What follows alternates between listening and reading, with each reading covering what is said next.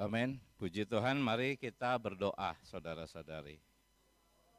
Tuhan Yesus, kami cinta padamu, Tuhan. Oh, kami perlu dirimu. Oh, Engkau adalah Sang Firman Hayat. Biarlah Tuhan pagi hari ini kami mendapatkan dirimu, Firman yang hidup. Bukakan pikiran kami, hati kami Tuhan, boleh melihat rahasia kerajaan Allah, memasukinya, hidup di dalamnya, melihat dengan jelas rencana Allah bagi kami. Terima kasih Tuhan Yesus, di dalam nama Tuhan Yesus kami berdoa, amin. Ya, puji Tuhan, saudara-saudari, sebetulnya tema kita hari ini itu harusnya dibawakannya di Bible Study. Kurang lebih sebulan sekali lah ya diadakan. Tetapi sementara saya mempersiapkan berita ini, ada perasaan bahwa ini sungguh perlu disampaikan dan didengar oleh semua saudara-saudari. Ya, ini sebetulnya bagian atau sambungan dari seri kerajaan yang kita bahas di Bible Study. Kita telah melewati sesi tentang kerajaan 1000 tahun, kemudian tentang peralihan zaman, dan terakhir kita juga melihat tentang pendisiplinan kaum beriman. Nah, hari ini rahasia kerajaan itu sebetulnya sangat berkaitan dengan sesi-sesi ini. Ini semua ada rekamannya. Semoga kita bisa ada waktu menyimak kebenaran ini. Ya. Nah, sekarang kita akan melihat perkara rahasia kerajaan. Ya. Kepadamu sama-sama telah rahasia kerajaan. Selanjutnya, carilah kerajaan Allah. Sebetulnya kita tahu bahwa setelah kalimat ini ada, maka semuanya akan, hafal ya. Semuanya ini apa? Ini adalah hal-hal materi, hal-hal jasmani. Dulu saya, memang ini ayat emas saya, Matius 6:33. Tetapi saya sadar bahwa ketika saya mengimani Matius 6 ayat 33, carilah dahulu kerajaan Allah, maka semuanya ditambahkan. Di dalam hati saya, kerinduan saya itu kepada tambahnya gitu. Karena itu adalah hal-hal materi, jasmani, jadi saya merasa, saya harus mencari kerajaan Allah supaya saya mendapatkan tambahnya. Hati saya lebih berat di tambahannya. Tidak, saudara-saudari, makanya saya nggak pakai itu kalimat belakangnya. Karena orang yang sungguh-sungguh mencari kerajaan Allah, itu nggak ada lagi kepikiran tambahannya, saudara-saudari. Kalau saudara-saudari membeli sesuatu barang, tidak ada tambahannya, apakah nggak jadi beli? Ya tetap kita beli, karena hati kita ada di yang utamanya itu. Jadi carilah kerajaan. Itu saja hari ini saya ingin menyampaikan perkara ini, saudara-saudari. Ya, tetapi sebelum kita masuk ke dalam rahasianya, saya ingin membahas dulu tentang kerajaan Allah itu sendiri. Ya, posisinya di dalam Alkitab. Ya. Saudara-saudari, di dalam Kisah Para Rasul 1, Lukas berkata bahwa dia telah menulis banyak yang diajarkan oleh Tuhan. Ya. Di mana? Di Injil Lukas. Ini adalah kitab Kisah Para Rasul. Lukas pun yang menulis, ya. Jadi Tuhan Yesus mengajar banyak hal selama kurang lebih 3,5 tahun. Dari umur dia 30 memulai ministrinya sampai umur 33,5 tahun kurang lebih, ya. Yesus mengajar banyak hal. Tetapi dikatakan oleh Lukas bahwa Yesus mengajar dan memberitakan apa? Kerajaan Allah. Hanya ditulis ini saja, Injil Kerajaan Allah. Seluruh ajaran Tuhan yang banyak sebetulnya tercakup di satu kata ini, Injil Kerajaan Allah. Ya, Tuhan Yesus sendiri juga berkata bahwa untuk itulah aku diutus. Ya, untuk apa? Untuk kerajaan Allah. Semoga saudara-saudari sangat terkesan. Kerajaan Allah adalah sasaran, fokus, tujuan dari pelayanan Tuhan. Saudara-saudari. Ya. Nah, sekarang kalau ada yang bertanya, apa tujuan Tuhan Yesus dilahirkan? Coba saudara-saudari survei. Tanya banyak orang Kristen, apa tujuan Tuhan Yesus dilahirkan? Jawaban umumnya apa? Yesus datang untuk menyelamatkan manusia. Ini umumnya seperti itu. Ya.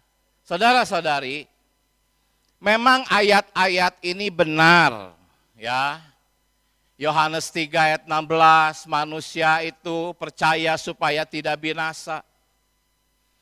Matius 1, Yesus lahir untuk menyelamatkan umatnya. Ini benar semua ayat-ayat ini. Ya, anak manusia datang untuk mencari dan menyelamatkan yang hilang. Tetapi, saudara-saudari, ini bukan sasaran Allah. Sasaran Allah adalah menjadikan kita apa? Warga kerajaan Allah. Tetapi prosedurnya ya Anda harus diselamatkan. Kalau Anda tidak diselamatkan, tidak bisa menjadi warga kerajaan Allah. Ya. Jadi harus jelas, hari ini saya menekankan ini. Kita baca sama-sama Matius 4:23. Yesus berkeliling, mengajar dan memberitakan Injil kerajaan Allah. Ya, Injil itu seringkali dalam pemikiran kebanyakan orang Kristen ya keselamatan itu adalah Injil kasih karunia. Tetapi Yesus tidak pernah dikatakan dia mengajarkan Injil kasih karunia. Dikatakan selalu dia mengajar Injil kerajaan. Apakah Injil kasih karunia? Itu hanya salah satu bagian dari Injil kerajaan. Matius 4 ayat 17, Yesus memberitakan apa? Bertobatlah sebab, saudara-saudari, bertobatlah sebab apa? Pernah enggak Anda mendengar, hei, Anda harus bertobat karena kerajaan Allah akan didirikan. Pernah enggak? Paling-paling Anda sering dengar, oh bertobat supaya masuk surga, gitu kan? Bertobat karena kamu banyak dosa, harus diampuni. Pernah enggak dengar, bertobatlah sebab kerajaan Allah sedang hendak didirikan. Kerajaan Allah ketika zaman Yohanes itu baru sudah dekat. Akan didirikan. Maka Yohanes dan Yesus mengumumkan, bertobatlah. Sebab kerajaan, bukan sebab kamu banyak dosa, bukan sebab kamu harus masuk surga. Bukan. Saudara-saudari, Anda dan saya harus bertobat. Kenapa? Zamannya Yohanes Pembaptis, kerajaan Allah baru sudah dekat. Tetapi hari ini kerajaan Allah sudah ada. Anda harus bertobat karena Anda harus masuk ke dalam kehidupan kerajaan Allah ini. Cuman karena memang perkara ini sangat rahasia, misterius, sehingga dalam pikiran banyak orang bertobat masuk kerajaan Allah, oh nanti aku mati masuk surga. Tidak, itu pemikiran-pemikiran yang salah. Kerajaan Allah nanti kita akan lihat sudah ada sekarang. Ya. Jadi Yohanes pun juga memberitakan bahwa keselamatan, yaitu dilahirkan kembali, adalah pintu masuk kerajaan Allah. Ya. Injil kerajaan ini harus apa? Bukan Injil kasih karunia. Injil kasih karunia keselamatan hanya salah satu. Harus lengkap tentang kerajaan Allah ini harus diberitakan. Oleh karena itulah gereja di Cimahi memberitakan kerajaan Allah ini terus menerus. Dalam setiap sidang, dalam buku-buku ministry, kita sebetulnya sedang terus menerus memeriksa kerajaan Allah, saudara-saudari. Hanya saja tema Yesus sebagai Raja itu kurang terkenal. Tidak seperti apa? Tema Yesus sebagai Juru Selamat. Kenapa? Karena memang ini menyentuh kebutuhan hidup manusia. Ini untuk kebutuhan kita, mudah dipahami, bisa menggerakkan respon emosional. Ya, khotbah-khotbah dimanapun banyaknya adalah, oh Yesus datang sebagai apa? Juru Selamat. Ya, mengenai Yesus datang sebagai Raja, ya ada sih yang berpikir hanya rajanya itu kayak raja yang murah hati bagi-bagi harta gitu ya. Saudara-saudari, Yesus itu Raja, artinya apa? Dia punya otoritas dan kita harus tunduk di bawah pemerintahan Sang Raja. Berita-berita tentang Yesus sebagai Raja itu berbicara tentang ketaatan. Sehingga apa? Sulit dipahami, sulit diterima, nanti kita akan lihat sangat sulit dilaksanakan. Tetapi justru disitulah letak rahasianya. Sulit ya. Itulah letak rahasianya, saudara-saudari. Ya. Injil Matius, kitab pertama dari 27 kitab perjanjian baru, itu seperti semacam kata-kata pembuka untuk seluruh perjanjian baru. Ya. Urutannya memang sudah diatur sedemikian oleh kuasa ilahi. Ya, pelajaran hayat kita mengatakan urutan ini sang terbaik, yang terbaik. Dan di dalam Injil Matius, saudara-saudari, kalau Anda memiliki Alkitab versi pemulihan, pokoknya apa? Injil kerajaan. Kata-kata pembuka dari seluruh perjanjian baru. Yesus bukan juru selamat dikatakan, tetapi dia Raja penyelamat. Dia menyelamatkan Anda sebagai Raja. Tadinya Anda hidup liar, tidak ada pemerintahan Allah. Anda bebas. Ketika Anda diselamatkan, Anda dibawa masuk ke dalam pemerintahannya. Anda dibuat tunduk, Anda dibuat apa? Taat. Inilah makna Raja penyelamat. Kalau Anda diselamatkan, setelah itu Anda bisa hidup seenaknya, oh nanti mati masuk surga, itu bukan Raja penyelamat. Injil Matius berbicara tentang kerajaan Allah. Ya. Jadi saudara-saudari, kita bisa melihat dari kata-kata pembuka ini bahwa kerajaan Allah adalah pusat dari perjanjian baru. Tadi pendahuluan, sekarang kita masuk ke dalam rahasia kerajaan. Ya. Cuma jangan punya berpikir bahwa saya akan dengarkan berita ini, kemudian saya jadi mengerti isi rahasia kerajaan. Tidak, bukan itu.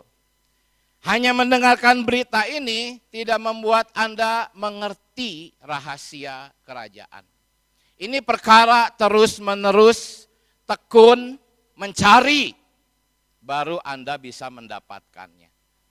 Pagi hari ini beban saya hanyalah ingin menyampilkan kemisteriusan dari kerajaan Allah itu. Ya.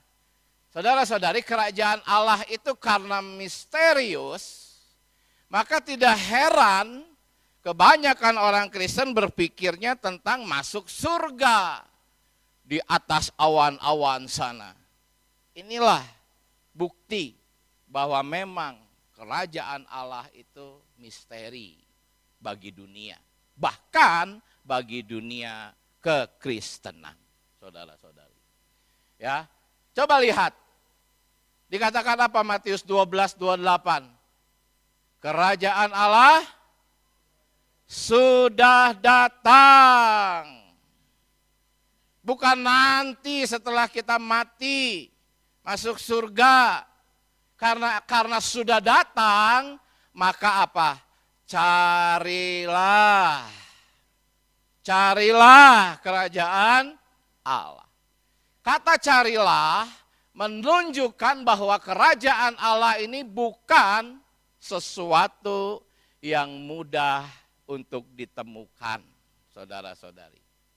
Kata carilah di sini memperlihatkan bahwa ini tuh sesuatu yang tersembunyi, sesuatu yang rahasia, karena itu harus mencari. Kelihatannya sangat sederhana, kita sudah bosan mendengarnya, tetapi pertanyaannya sebetulnya apa yang dicari? Karena kata carilah kerajaan itu sesuatu pesan yang abstrak gitu. Konkretnya gimana? Bagaimana wujudnya? Kerajaan Allah itu sudah ada, hadir, tapi tidak terlihat. Bagaimana wujudnya? Nah itu hari ini akan disampaikan. Apa sebetulnya konkretnya mencari kerajaan Allah? Walaupun kita sudah tahu nanti bukan berarti mudah, kita harus terus tekun mencari kerajaan Allah khususnya dalam pengalaman hidup kita, saudara-saudari. Ya. Jadi kita lihat di dalam Injil Matius, Markus, Lukas, ada banyak perkara yang Tuhan ajarkan tentang kerajaan Allah. Disebut lebih dari 70 kali perkara kerajaan Allah. Banyak perumpamaan tentang kerajaan Allah. Hal kerajaan Allah seumpama apa? Benih yang ditabur. Apa ini? Ini misteri, saudara-saudari. Kerajaan Allah seperti benih. Tetapi kita tahu siapa benih itu. Tuhan adalah benih gandum yang jatuh ke tanah. Ini semua adalah perkara kerajaan Allah. Tetapi apakah kita bisa paham? Tidak, ini sulit untuk dipahami, saudara-saudari. Kalau kurang tekun menuntut firman, bersidang, membaca, bersekutu dengan saudara-saudara, bagaimana kita bisa memahami perkara kerajaan Allah? Ya. Jalan masuk ke dalam kerajaan Allah pun juga saudara-saudari sesuatu yang jarang dibicarakan.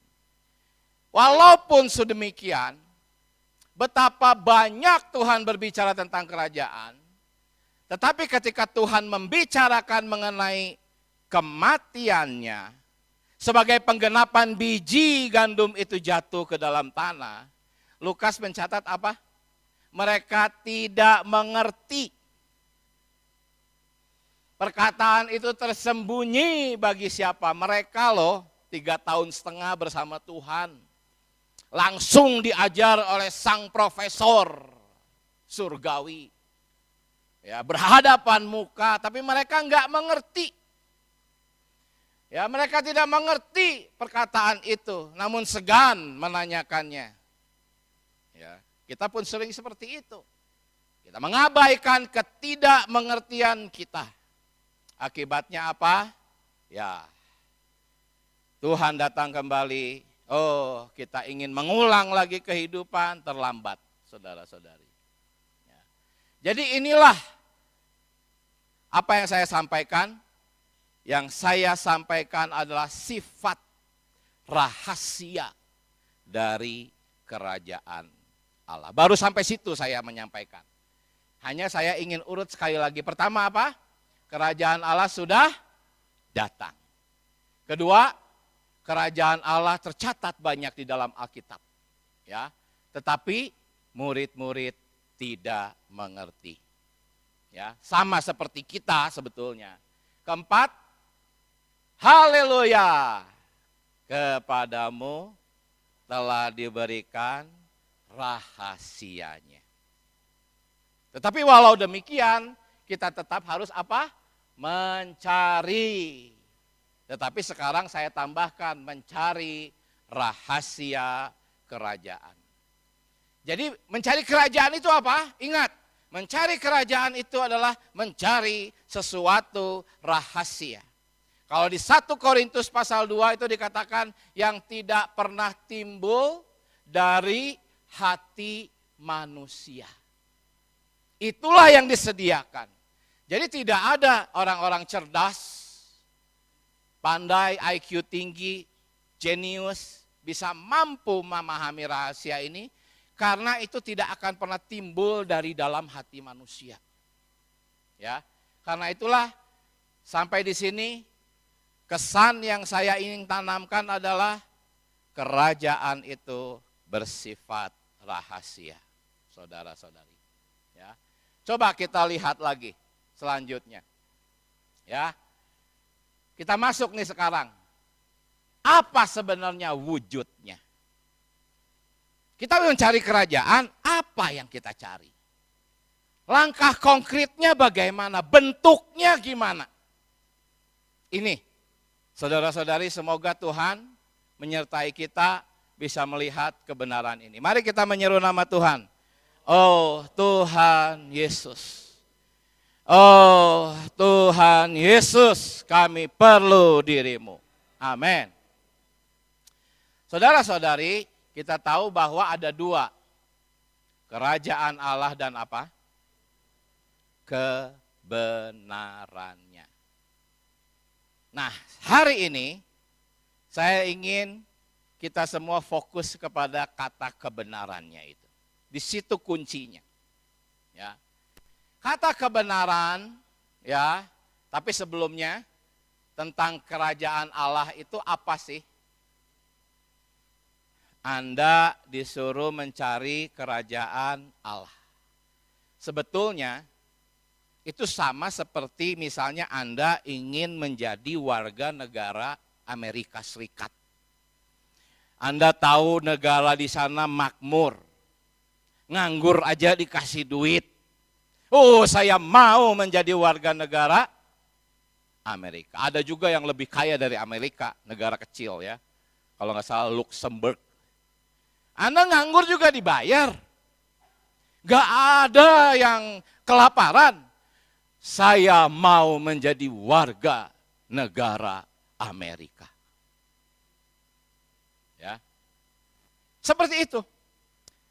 Lalu apa yang Anda lakukan? Apa yang Anda pelajari?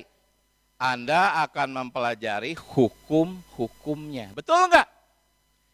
Anda akan mempelajari caranya, persyaratannya, pemerintahannya.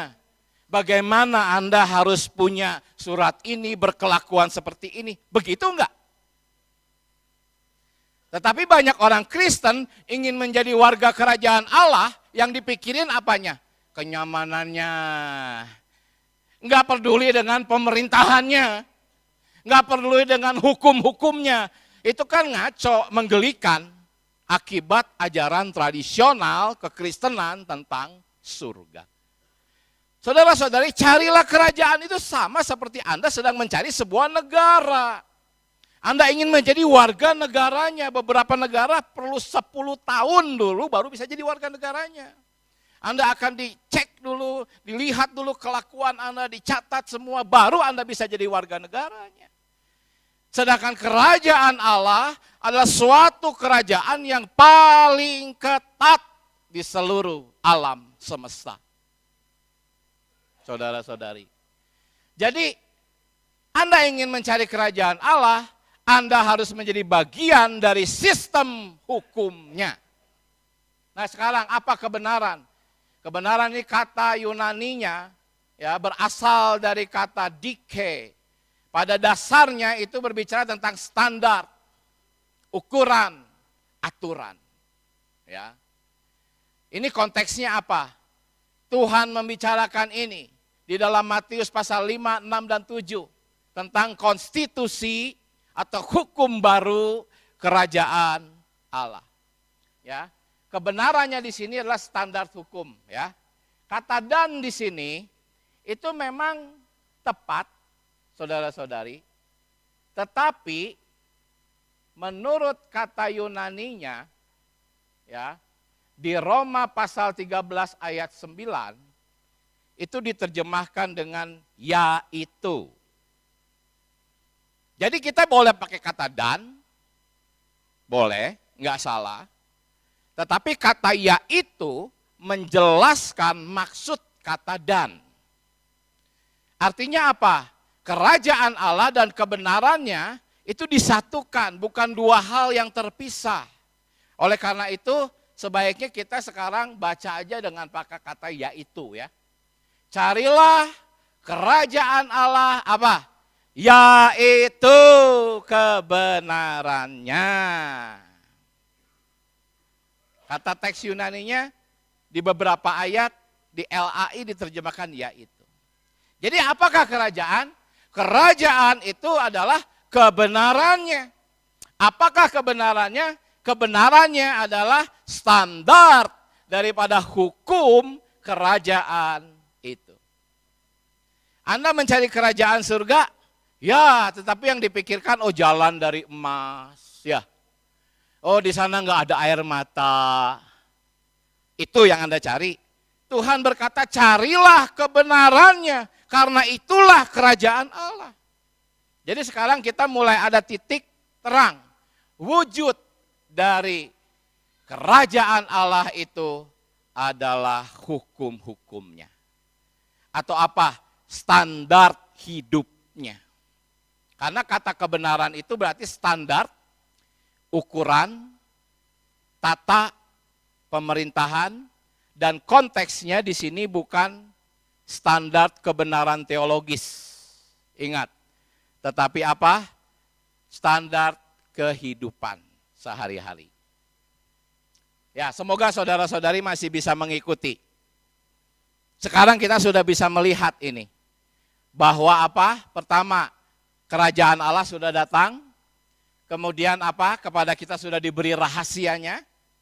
Kita cari kerajaan Allah, yaitu kebenarannya. Ya, kita harus apa? Mencarinya itu seperti menjadi sistem di sana. Kita harus mempelajari hukum-hukumnya.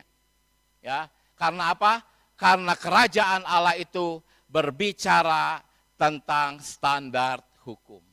Sama seperti kalau Anda ingin menjadi warga negara suatu negara yang maju. Anda harus pelajari hukum-hukumnya.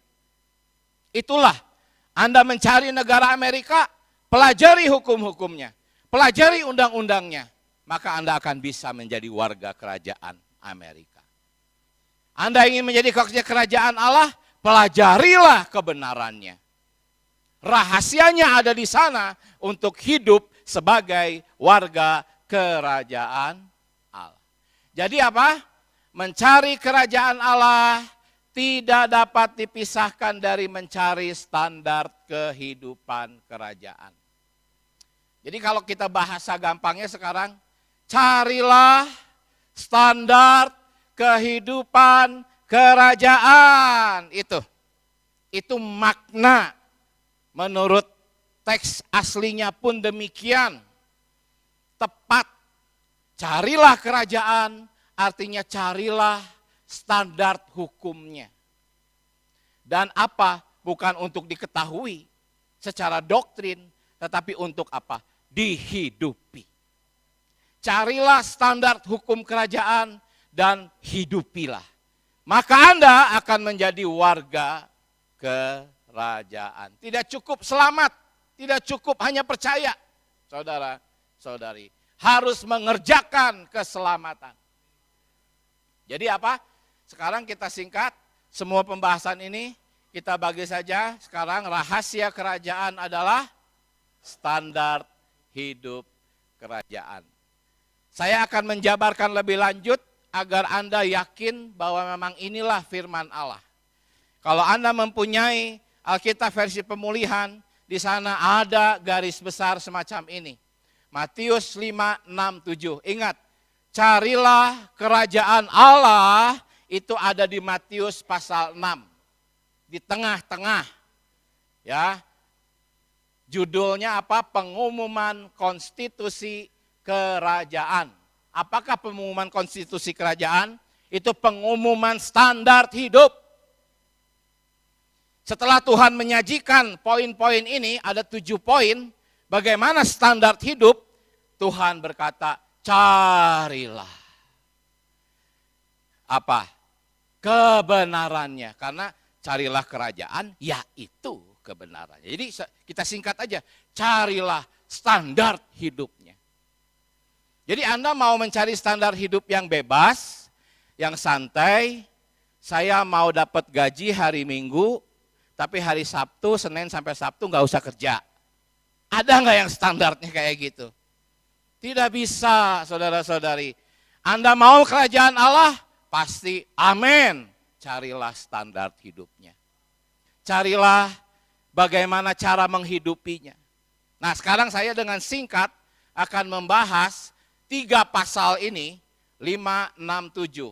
Karena ada 7 poin di dalam 3 pasal ini. Mengenai hakiki umat kerajaan. Ya, Matius 5, 1 sampai 12. Lihat betapa misteriusnya standar hidup kerajaan. Hei, berbahagialah karena kamu sudah dapat rezeki, karena kamu dapat gaji besar. Nah, itu sih enggak rahasia ya. Tetapi berbahagialah yang miskin. Rahasia enggak? Misteri enggak? Berbahagialah yang berduka cita. Aduh, susah Matius pasal 5 ini. Sehingga banyak orang-orang ahli-ahli teologi ya berkata, oh itu mah bukan buat kita. Nggak usah dipikirin. Itu mah hanya untuk bangsa Israel. Kenapa? Karena memang misterius, saudara-saudari. Anda dicela, Anda difitnah, berbahagialah. Arti berbahagia itu memang suasana hati, sukacita. Seperti Paulus di penjara, sukacita. Cuman kadang-kadang kita suka main sandiwara. Dicela, digosipin, wah berbahagialah padahal hati dongkol. Itu pura-pura, itu standarnya enggak gitu. Berbahagialah tuh benar-benar bersuka cita ketika Anda berduka cita, dicela, difitnah, dan miskin. Tetapi istilah miskin di sini jangan salah paham, ada pelajarannya. Ya, banyak orang-orang yang tidak mampu secara ekonomi tetapi enggak miskin. Banyak orang-orang yang kaya secara ekonomi, finansial tetapi hatinya miskin. Nanti ada pelajarannya lagi ya. Coba lihat, sangat sulit saudara-saudari menjadi orang yang lemah lembut, lapar dan haus akan kebenaran. Kalau terhadap dunia, main, apa semua hal jasmani, hiburan dunia, memang lapar dan haus. Tetapi terhadap kebenaran, aduh. Anda susah tidur, baca aja Alkitab, pasti tidur. Karena kita nggak berselera. Saudara-saudari, betapa misterinya. Murah hati, suci hati, membawa damai, ini sesuatu yang bukan sifat kita. Lihat, inilah standar hidup. Carilah. Ingat, ini rahasia. Ya, ini rahasia. Sulit kita untuk mencapainya. Sekarang yang kedua, tentang pengaruh umat kerajaan. Kamu adalah garam dunia. Artinya apa? Gara-gara ada kita, Tuhan menyenangi dunia ini. Gara-gara ada kita, dunia dicegah kebusukannya. Kuman-kumannya dibunuh. Ini sesuatu yang bukan standar moral manusia. Ya, kamu adalah terang dunia. Artinya apa? Orang-orang dunia melihat kita berbeda. Tetapi sering kali kita malah serupa dengan mereka. Ini bukan kemampuan manusia, saudara-saudari. Ini rahasianya di sini, saudara-saudari. Tentang hukum umat kerajaan. Hukum Taurat aja udah berat. Tuhan mengumumkan hukum yang baru. Bukan hanya membunuh yang akan dihukum. Marah pun dihukum. Bukan hanya berzina, memandang, menginginkan, sudah berzina. Tidak boleh bercerai. Sebelumnya Musa memperbolehkan dalam arti keterpaksaan. Tetapi tidak boleh kecuali karena percabulan. Bukan hanya sumpah palsu. Ucapan sehari-hari biasa pun akan dihakimi. Ini semua ada di dalam Matius 5, pasal ayat 17 sampai 48. Ya, bukan hanya tidak membalas saudara-saudari. Tetapi beri pipi yang satunya gitu ketika Anda ditampar. Apa ini? Ini standar hidup kerajaan. Misterius enggak? Misterius banget. Ya. Sekali lagi, saya di sini belum membagikan tentang bagaimana kita bisa hidup macam ini. Saya di sini hanya mau mengekspos kemisteriusan daripada kerajaan Allah. Gitu. Ya. Kesimpulannya, kamu harus sempurna. Sama seperti Bapa. Banyak orang mencoret ayat ini, nggak mungkin dilakukan. Tetapi perhatikan, ya ini sedikit aja terang. Kenapa tidak dikatakan kamu harus sempurna sama seperti Allah? Kenapa? Kenapa dikatakan kamu harus sempurna sama seperti Bapa? Beda. Kalau kita harus sempurna seperti Allah, ya mana bisa. Tetapi karena kita dilahirkan dari satu Bapa, ada gen Allah di dalam diri kita. Ada hayat Allah di dalam diri anak-anaknya yang dilahirkan. Maka anaknya bisa sempurna. Walaupun kita sudah dapat terang ini, tetap kita sering jatuh, gagal, ini sebuah rahasia. Yang tidak dapat dipahami oleh akal budi kita. Yang keempat, mengenai perbuatan benar umat kerajaan. Ya, sementara orang-orang dunia itu nggak berselera untuk berbuat baik. Kalau nggak disorot, kalau nggak divideoin, nggak selera. Kalau nggak diposting, nggak selera. Tetapi kita memberi tidak dilihat. Ya, tangan kanan memberi, tangan kiri nggak bisa lihat. Berdoa tersembunyi, berpuasa tanpa diketahui orang lain. Ya, jangankan bagi orang dunia, saudara-saudari, bagi kekristenan pun ini sulit. Di kekristenan sibuk orang memamerkan perbuatan baiknya.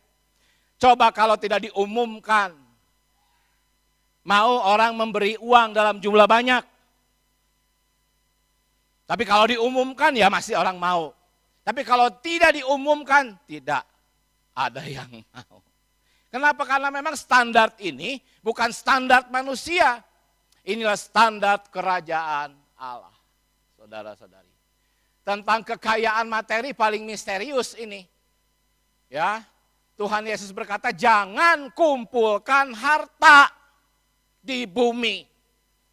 Oh, ini bukan sifat kita, saudara-saudari. Sangat misterius, ya.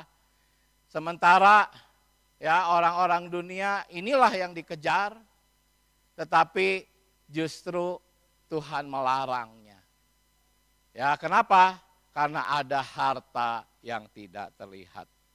Kalau kita berkata, saudara-saudari, hai, Anda tidak akan bahagia dengan uang, wah pasti langsung dibully. Ya. Diolok-olok itu. Tetapi faktanya seperti itu. Ini apa? Ini adalah tentang standar kehidupan yang misterius, saudara-saudari. Ya, ini lebih lagi. Oh, betapa sukarnya orang kaya masuk ke dalam kerajaan Allah. Murid-murid padahal dengan Tuhan bersama-sama gempar mereka. Apa gempar? Mereka nggak ngerti. Ini sesuatu yang rahasia, saudara-saudari. Tetapi haleluya, bagi manusia hal itu tidak mungkin. Mustahil, rahasia. Tetapi bagi Allah kita bisa menghidupi standar ini. Ya, tentang prinsip umat kerajaan. Ya, segala sesuatu yang kamu kehendaki orang berbuat apa kepadamu, berbuatlah juga demikian. Anda ingin dikasihi, Anda harus mengasihi. Anda ingin diberi, Anda harus memberi. Anda ingin dihargai, Anda menghargai. Pokoknya apa coba yang Anda mau orang berbuat, lakukan itu. Sulit enggak? Betapa sulitnya. Kita sering mengukurkan standar ini kepada orang lain. Kamu harus gini, gini. Tetapi kita sendiri tidak melakukannya. Makanya di dalam bagian ini, ukuran yang kamu pakai akan diukurkan kepadamu. Apa ini? Inilah kerajaan Allah. Anda ingin memasukinya, inilah standarnya. Tetapi haleluya, kita ini anak-anak Bapa. Kita harus sempurna sama seperti Bapa, bukan seperti Allah. Kita bukan sekedar ciptaannya, kita adalah anak-anaknya. Memiliki gen Allah di dalam diri kita. Ya. Terakhir, dasar kehidupan dan pekerjaan umat kerajaan. Dikatakan apa? Sempit pintunya, sesak jalannya, sedikit orang mendapatkannya. Wajar, ini rahasia. Di antara jutaan orang Kristen, sedikit yang mendapatkan ini. Ya. Dunia tidak melihatnya. Bahkan orang-orang Kristen pun melewatinya tanpa menyadarinya. Karena jalan ini tuh tersembunyi. Hanya terbuka bagi Anda dan saya yang sungguh-sungguh mencarinya. Ini bukan ajaran moral yang masuk akal, saudara-saudari. Standar hidup ini melampaui kemampuan manusia, mustahil dipraktekkan. Tetapi, apakah tidak bisa dilaksanakan? Hari ini, nggak cukup waktunya kita membahas bagaimana jalannya. Perlu sidang, rajin doa, rajin membaca firman, bersekutu. Anda terus menuntut, mencari di dalam sidang-sidang gereja, di dalam doa-doa mitra. Tekun, Anda akan mulai memasukinya. Hari ini beritanya bukan untuk menyingkapkan sepenuhnya rahasia ini. Hari ini hanya ingin menyampaikan kepada Anda bahwa betapa misteriusnya kerajaan Allah. Jangan Anda merasa sudah paham. Ya. Oh Tuhan Yesus. Sekarang saya beralih. Apa kerajaan Allah itu? Tadi kebenarannya. Nah sekarang pertanyaannya, di mana kerajaan Allah itu? Tadi wujudnya kita sudah tahu. Di mana? Tuhan berkata apa? Di atas batu karang ini aku akan mendirikan gerejaku, alam maut tidak menguasainya, kepadamu kuberi kunci kerajaan surga. Saudara-saudari, kalau Anda menuntut membaca 96 perkataan sehat tentang prinsip menafsirkan Alkitab, kita akan melihat bahwa dua kata ini, gereja dan kerajaan surga, dipakai secara bergantian. Ya. Kita bisa menyebutnya keduanya ini sebagai aposisi. Aposisi itu berarti apa? Dua atau lebih ungkapan diletakkan berdampingan, sejajar, saling melengkapi. Jadi dalam Alkitab, dua ungkapan aposisi ini dianggap setara. Tidak ada satupun lebih tinggi atau lebih rendah. Jadi seolah-olah Tuhan berkata, "Hai, aku akan mendirikan kerajaanku. Kepadamu kuberikan kuncinya." Seperti itulah bahasanya. Tetapi tidak dikatakan kunci gereja, melainkan kunci kerajaan. Artinya gereja adalah kerajaan. Kalau saya diberi waktu lagi satu sesi, firman Allah terbukti bahwa gereja adalah kerajaan Allah. Ingat, bukan GSJK ya, kerajaan Allah itu ya. Kita terdaftar sebagai GSJK, tetapi GSJK bukan kerajaan Allah. Merek-merek denominasi bukan kerajaan Allah. Kerajaan Allah adalah gereja. Ini pun salah satu standar. Ini pun salah satu rahasia. Anda harus mencari gereja. Ya. Jadi saudara-saudari, di mana standar hidup kerajaan ini? Dalam hidup gereja. Mengerti? Ya, mengerti, tetapi tetap misteri. Ya. Baik. Saudara-saudari, kejarlah standar hidup kerajaan. Bukan hanya bermimpi tentang kenyamanan surga. Karena kerajaan Allah bukan sekedar suasana surga untuk dinikmati. Itu adalah pemerintahan Allah yang harus ditaati. Yesus tidak berkata masuklah dalam kerajaan surga yang indah. Tidak. Dia berkata carilah dahulu kerajaan Allah, yaitu kebenarannya, standar kehidupannya. Kata carilah menyiratkan perjuangan, penyangkalan, ketaatan. Saudara-saudari, kerajaan Allah bukanlah tempat bagi orang yang hanya ingin diselamatkan. Tetapi bagi mereka yang rela diperintah. Dalam dunia kekristenan, kerajaan Allah adalah suatu misteri.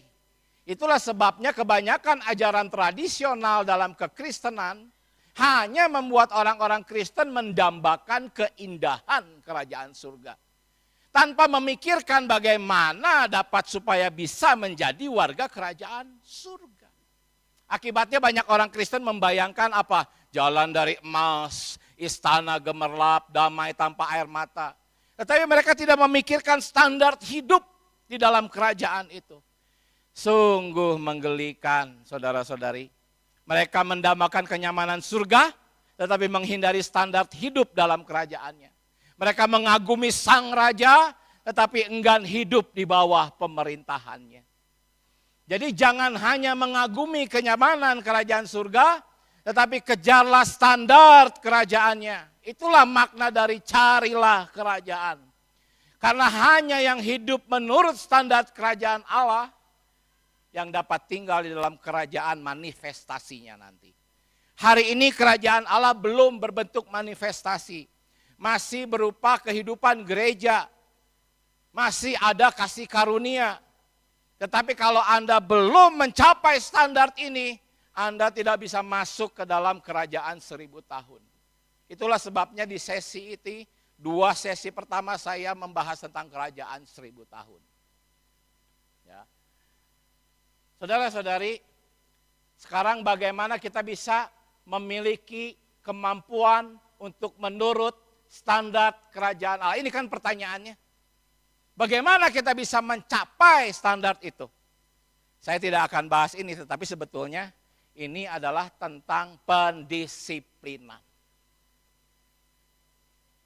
Di sesi keempat ini saya sudah menyampaikan, kalau Anda mau didisiplinkan di dalam kematian yang pertama,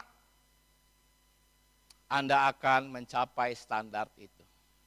Tetapi kalau tidak, Anda akan menderita dalam kematian yang kedua. Ini sesi yang keempat. Ya. Mari baca sama-sama.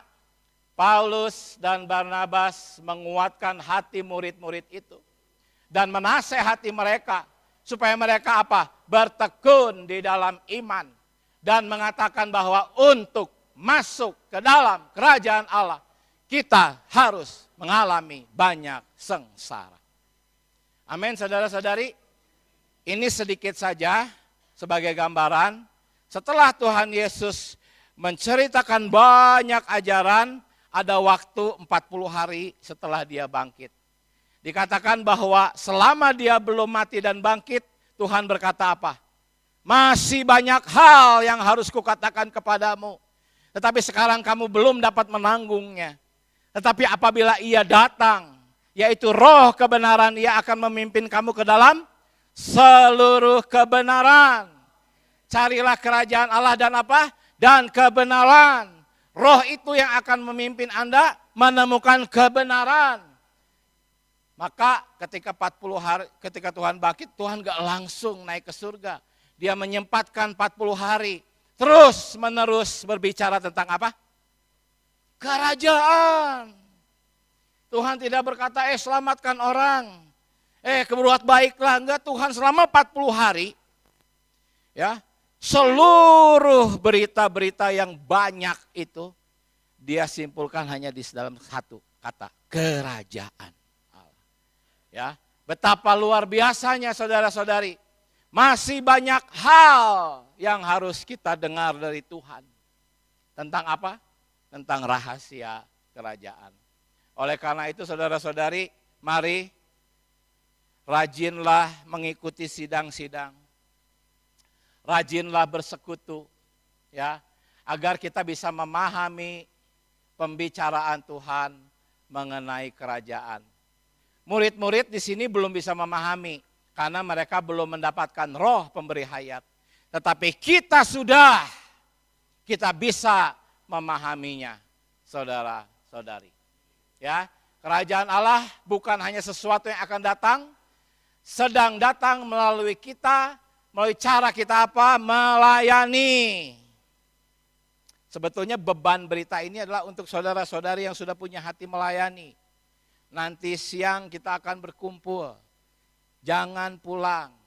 Mari kita mencari standar kerajaan Allah. Saudara-saudara mungkin dirasakan memberlakukan banyak pengaturan. Itulah kerajaan Allah. Belum seberapa sebetulnya saudara-saudari. Ya, kerajaan Allah itu dalam gereja. Kita harus berlatih hari demi hari dalam sidang-sidang, dalam doa yang dapat disimpulkan doa dan firman. Ya. Amin, saudara-saudari. Sebelum kita kidungkan ini, saya mau berdoa. Oh Tuhan Yesus, terima kasih. Biarlah kami memiliki kehidupan mencari kerajaan. Hari ini kami hanya mendengar betapa misterinya kehidupan kerajaan. Standar kehidupan kerajaan. Tetapi Engkau berkata ya Tuhan, roh itulah yang akan memimpin kami ke dalam seluruh kebenaran. Tuhan berkati firman Tuhan yang sudah disampaikan. Oh Tuhan Yesus, kami cinta padamu. Saudari, penjelasan atau penyampaian firman yang tadi disampaikan semoga menjadi terang bagi kita. Kita tahu dengan jelas bahwa tadi yang disampaikan bahwa rencana Tuhan adalah adanya sebuah standar yang ingin disampaikan kepada orang-orang, kepada umat pimpinan Allah. Tetapi dalam standar yang demikian tidaklah mudah. Dan standarnya itu juga adalah standar yang tinggi sekali, yaitu standar dari Allah.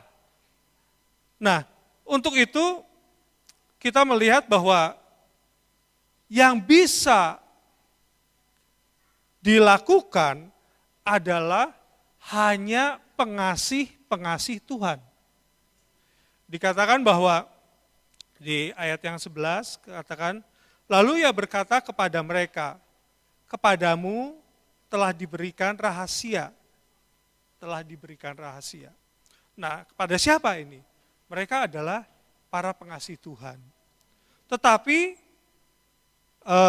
kepada orang-orang luar, segala sesuatu disampaikan dalam perumpamaan. Siapa ini? Yaitu di luar pengasih Tuhan. Tetapi walaupun ada para pengasih Tuhan dan di luar pengasih Tuhan, pada waktu belum ada roh pemberi hayat, tetap saja tidak bisa dimengerti karena tidak mendapatkan roh pemberi hayat. Untuk itulah Tuhan memberikan roh pemberi hayat sebagai suatu jalan agar mereka mengerti. Hari ini kita mengasihi Tuhan, kita melakukan apa dan sebagainya, tapi belum mendapatkan roh itu, roh pemberi hayat itu, ya enggak mengerti apa kehendak hati Tuhan. Ya, bahkan dikatakan supaya sekalipun memang melihat mereka tidak, supaya sekalipun memang melihat mereka tidak memahaminya. Jadi walaupun kita memang pengen tahu, melihat, tapi kalau tidak memiliki roh pemberi hayat itu, ya tidak akan mendapatkan sesuai dengan standar yang Allah tetapkan kepada diri kita. Wah, ini sangat enggak mudah gitu. Sangat enggak mudah. Untuk itulah dikatakan bahwa ini adalah misteri bagi manusia alamiah. Wahyu ilahi untuk memahaminya.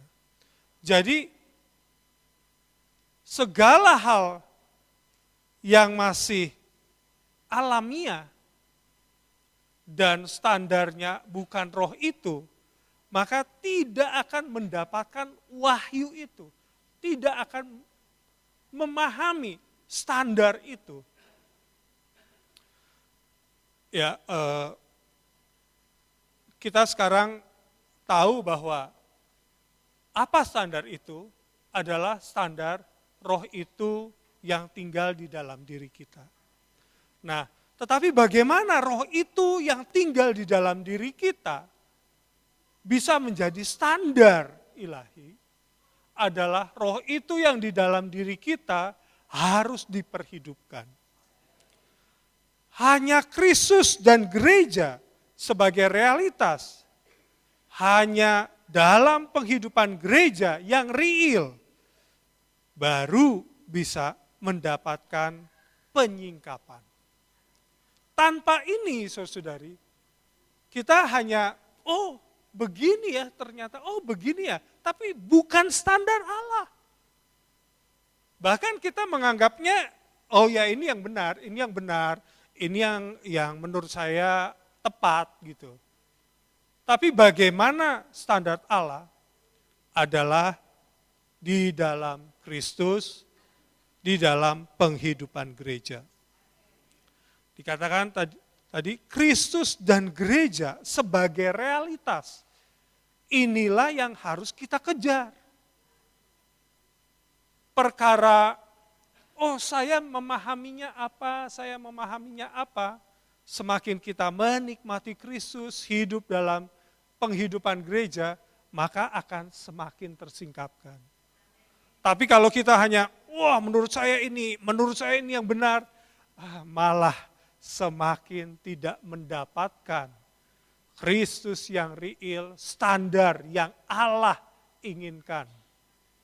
Semoga hal ini menjadi kekuatan buat kita untuk memiliki penghidupan yang real di dalam penghidupan Kristus dan gereja sebagai realitas dalam penghidupan kita.